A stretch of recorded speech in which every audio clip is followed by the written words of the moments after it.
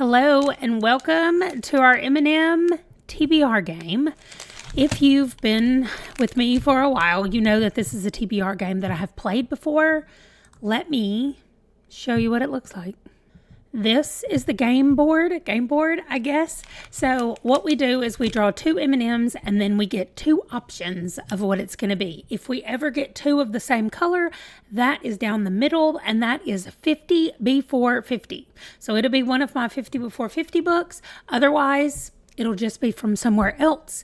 And that is what we're going to do. So I'm going to open up. We're picking 5 books. I'm going to have to dump them out in my hand, but I'm not going to look. So I have 3 of them in my hand right now. Okay, I'm just going to set one to the side. I'm not looking at it. Here we go. We have a yellow and an orange. So yellow and orange is a 5-word title, or orange and yellow is an ugly cover. So I'm going to go over to my Goodreads, to my want to read list, because that's the most up-to-date one, and see if I can find a 5-word title. I think that's what I want to do. I'm going to put that over here, and then I'll put the book right here. Okay, so I've got a few just from not very far scrolling in here. We have fantasy, historical fiction, A Great and Terrible Beauty. It's 1895, and after the suicide of her mother, 16-year-old Gemma Doyle is shipped off from the life she knows in India to Spence, a proper boarding school in England. Lonely, guilt-ridden, and prone to visions of the future that have an uncomfortable habit of coming true, Gemma's reception there is a chilly one. To make things worse, she's been followed by a mysterious young Indian man, a man sent to watch her. But why? This is Libba Bray's debut novel. Wow. So we will keep that in mind. It also looks like it's set in India, part of it. The United Kingdom, India, London, England, and then just England. This one, Empire in Black and Gold, I put it on here because it has 5 words in the title, but I have read enough Adrian Tchaikovsky right now. I just need a break, so no. Daughter of Smoke and Bone. I'm wondering if we think the ampersand, which is and, counts as a word. If I were desperate for options to read, I would count that, but I don't need to. I have enough. This right here, I don't even know where I got this book from, but Off to be the Wizard. Martin Banks is just a normal guy who has made an abnormal discovery. He can manipulate reality. So what he realizes is that he's about to get in trouble, and he goes off to the Middle Ages to pose as a wizard. So, I don't know. It seems cute. I also assumed that it was middle grade, and it's not. So that is also a possibility if I'm feeling kind of goofy. Like, it seems a lot like a Discworld type book. Then we have The Watchmaker of Filigree Street, another fantasy historical fiction. In 1883, Thaniel Steepleton returns to his tiny flat to find a gold pocket watch on his pillow, but he has worse fears than generous burglars. He is a telegraphist at the Home Office, which has just received a threat for what could be the largest scale Fenian bombing in history. So it says that it blends historical events with dazzling flights of fancy to plunge readers into a strange and magical past where time, destiny, genius, and a clockwork octopus collide. So that sounds really cool. I love that there's an octopus up here on the top of it. Then we have The Black Tides of Heaven. It's a pair of standalone introductions to their Tenserate series. This one is a novella, it says, but it's 236 pages. Makoya and Akeya, the twin children of the Protector, were sold to the Grand Monastery as children. While Makoya developed her strange prophetic gifts, Akeya was always the one who could see the strings that moved adults to action. While his sister received visions of what would be, Akeya realized what could be. What's more, he saw the sickness at the heart of his mother's protectorate. Now a rebellion is growing. This was a Hugo Award nominee, a Nebula Award nominee, World Fantasy Award nominee, all kinds of awards for this book. And so I have these 4, A Great and Terrible Beauty, Off to be the Wizard. What I think I want to do is The Watchmaker of Filigree Street. It just seems to be like the most whimsical and fun, and also kind of mysterious, which I'm loving right now, these historical fantasy mysteries. And I mean, I always love steampunk, so that's what we're going with. Okay, we are filling in these 5 spots under number 4. If you have missed the previous 3 games or the 3 activities, I guess, that we have done to start filling in our Q1 books, then you can go back and watch those. I will link them up here. I will link video 1 up here, and then you can follow along as we go. But I'm doing different things to get different books in different ways added onto my thing. And also, those of you who are really paying attention will notice that there is a new number 9 down here, and it has 9 books under it. We will talk about that when we get there. So over here to the side, I have 24 of the 63 books that I'm going to be accumulating as we go through these 9 things. So far we've done 3. This is number 4, and we've picked 1 book. Let's go back and have more M&Ms. Okay, the one that fell out is an orange, by the way, so I'm just going to set it to the side. And then I'm going to open this a little bit more, and then I can actually stick my hand in there without seeing what it is. Okay, there's one in my hand. These peanut M&Ms are so much bigger. Okay, there's another one. And here we go. Brown and orange. Wow, there's lots of oranges in here. Brown and orange is an illustrated cover, and orange and brown is under 250 pages. Yeah. I think that's what I'm going to go for. I'm going back over here to Goodreads. I don't know if there's not a way to sort them this way. So maybe I'll use Storygraph for this. Okay, so it says under 250. I'm going to sort my list first under 300. And we'll just go with the latest added. And then I'm trying to get under 250. So like this one right here, Body Check, is 286. But Full Metal Alchemist is only 180. I do own that. I have volumes 1, 2, and 3 behind me on the shelf, so that's a possibility. Shady Hollow, I've already read A Symphony of Echoes. Let me mark that as read. Murder at Spindle Manor just barely comes in under 250, and I like the spiders on the cover. That looks kind of cool. Oh, I Buried a Witch, Bedknobs and Broomsticks number 2. I really liked the first book, and it's 234, so it comes in under the 250 mark. That's another possibility. Oh, both Clockwork Boys and The King's Spinster Bride. Both of those are under 250, and they look interesting. I still don't know that I've read any Ruby Dixon. I keep wanting to, and she's on my list. I just haven't yet. So I think I'm going to do that. The King's Spinster Bride. That's a horrible name for a book, but I Buried a Witch. I do want to read it. And Murder at Spindle Manor, I want to read. That looks really cool. But we're going to go the complete opposite from what I chose the first time, and we will go with The King's Spinster Bride. I like the colors on the cover as well, so we will add that over here. And then I just have to change the transparency to 100, and there we go. 2 books down, more M&Ms coming up. Oh, sorry, I was supposed to pick this and copy it and put it over here. I'm not putting them over here anyway. All right, next 2 are right here. Y'all, is there nothing in here but orange? Okay, I just peeked in the bag. Oh yeah, hold on. I just peeked in the bag. There is an orange way down there, but there's a lot more blues and yellows. Okay, orange and blue. Orange and blue is a kid pick. I don't have any kids here right now. And blue and orange is a sci-fi. That's definitely what I'm doing. Let me go back over here and pick sci-fi. Okay, well, the very first sci-fi that I had was Foundation by Isaac Asimov. I've never read any of his books before, so maybe I should. It says it's the first novel in the classic sci-fi masterpiece, the Foundation series. It's only 244 pages. I feel like that's something I need to read. I don't know. I also have Ray Bradbury, The Martian Chronicles is also sci-fi, strange and wonderful tale of man's experiences on Mars, filled with intense images and astonishing visions, now part of the Voyager Classics collection.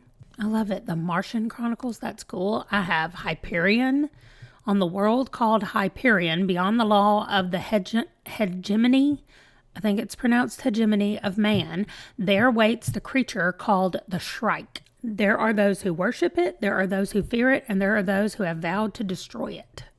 Okay, wow. That is huge. It's been nominated for a ton of awards. Oh, not just nominated. It won the Hugo for Best Novel. It won the Locust Award for Best Sci-Fi Novel. It was nominated for all of these. Hyperion. I mean, it's on my list for a reason, but it's a space opera, and I just don't know that I'm feeling space opera right now. Web Mage. I literally clicked on it to see if it was sci-fi because it sounded like it was, but it says Ravern, I don't know, is not your average computer geek. A child of the fates, literally, he's a hacker extraordinaire who can zero in on the fatal flaw in any program. So he has a familiar who is a sexy sorceress and the Web Goblin Underground. It's going to be a close call, even with their help. So I'm not sure how I feel about this one right now. And then the other one that I was looking at was the Cobra event. The Cobra event is set in motion one spring morning in New York City when a 17-year-old student wakes up feeling vaguely ill. Hours later, she's having violent seizures, blood is pouring out of her nose, and she has begun a hideous process of self-cannibalization. Why would I pick this? Why would I pick this book? Soon, other gruesome deaths of a similar nature have been discovered, and the CDC sends a forensic pathologist to investigate. What she finds precipitates a federal crisis. The Cobra event is a dramatic, heart-stopping account of a very real threat told with the skill and authority that made Preston's Hot Zone an internationally acclaimed bestseller. Ugh. I am so scared. Why is it showing all those eyeballs? I don't like that. I think, actually, you know what? You know what? I'm saying this right now. Let's hope I remember because I'm saying it right now. I just watched Kayla's video from Books and Lala where she set up the buzzword for this year, and she also did a cover one, and one of the covers has to have eyeballs on it. So I'm reading this for the eyeball cover. You heard it here. I hope I don't forget. The Cobra event.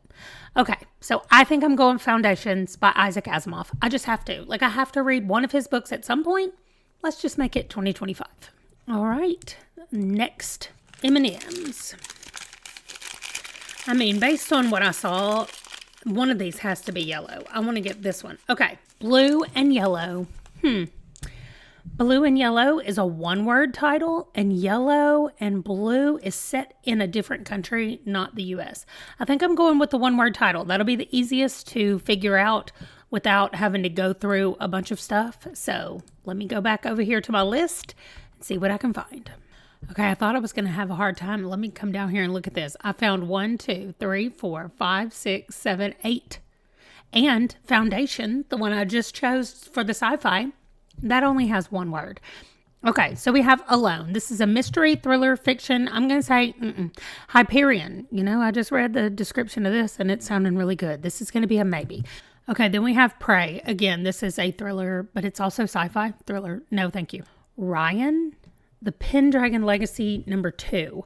So I must have read the first one if I'm on number 2. And this one is paranormal romance, dragons. I'm going to say no. Fated, urban fantasy, magic, paranormal. Alex is part of a world hidden in plain sight, running a magic shop in London that caters to clientele who can do much more than pull rabbits out of hats. And while Alex's own powers aren't as showy as some, he does have the advantage of foreseeing the possible future, allowing him to pull off operations that have a 1,000,000 to 1 chance of success. Oh, this sounds really cool. And then it says the first novel in the national best-selling Alex Verus series.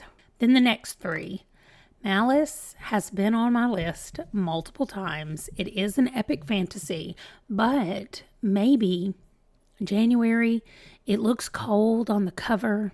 I don't know if it's cold or not, but the world is broken and can never be made whole again. This is from the Faithful and the Fallen series. So part of me really wants to read this. The Banished Lands. I think I'm going to. I don't know. Okay, here are the other ones. I have Vicious by V.E. Schwab. I just know that this one has gotten good reviews, and it says a masterful twisted tale of ambition, jealousy, desire, and superpowers. And this is Villains number 1, Victor and Eli. And then the last one is Illuminae. I've been wanting to read the Illuminae files for a long time, but I'm not going to do that one. I'm going to go with Malice, even though I really want to do Hyperion. Let's see. Nope, I'm going to do Malice, and then I'm not going to put any more like epic fantasy books on the TBR other than Malice.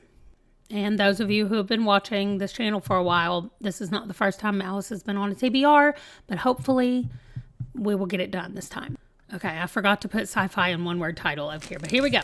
The last two M&Ms, here they come. I'm just going to pick these two right here. What do we have? No. Yellow and blue again? No.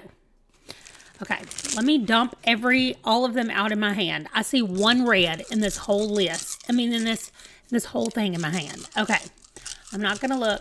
I'm going to mix them around. I feel like I'm shuffling cards. Okay, 2. No! Okay. I'm not doing any that I've already gotten before. All right, here we go. There's some green in my hand, too. I see that. 2 yellows. That's a 50 before 50. Let me see if I can actually show you what's in my hand without spilling them everywhere.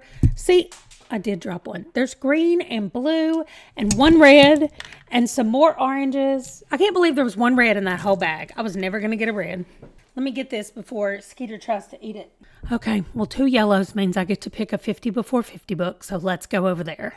All right, I'm going to pick Discworld. Eric is the next one, and I have more Discworld books, or about the same, Discworld and Lexi Blake. But Lexi Blake books, I just like to pick up and read randomly. They're good to just listen to whenever I'm doing whatever, because I don't have to pay a lot of attention to them, because they don't have a lot of POVs and they don't have a lot of weird things happening that I have to go, wait, what just happened? Like I have to do with some of these. So we're adding Eric. I'm assuming Eric is a parrot, and I got a lot of these Discworld books that I got to get through, and I don't want to end up at the very end having to like binge a bunch of Discworld books. So that is my plan for this last book. All right, we'll put them over here big enough where you can see them. We had 5 words in the title. Then we had less than 250 pages. Then we had a sci-fi. Then we had a 1-word title. And then we had a 50 before 50. And those are the 5 books that are going to be added from the M&M TBR game. And this video came out on the 20th of December. And on Monday, the 23rd of December, will be the next TBR game. We will be doing number 5 and filling up more spots over there. Game number 5 has 9 spaces that we will be filling, and I will just tell you already, it's going to involve spinning a wheel. That is going to do it for the M&M TBR and for this episode. I will update our total over here. We now have 29 books out of the 63. We're almost halfway. Thank you so much for watching. Let me know if you've read these. Let me know if I should have picked something different for those prompts or what you would have done. And leave me something that looks sci-fi-ish to you, because I almost ended up with a lot of sci-fi. I think I only ended up with 2. 2 fantasy. No. Maybe 3 fantasy, but anyway, I'm most excited about the sci-fi, so leave me a sci-fi emoji. And I will see you guys in the next one. Bye!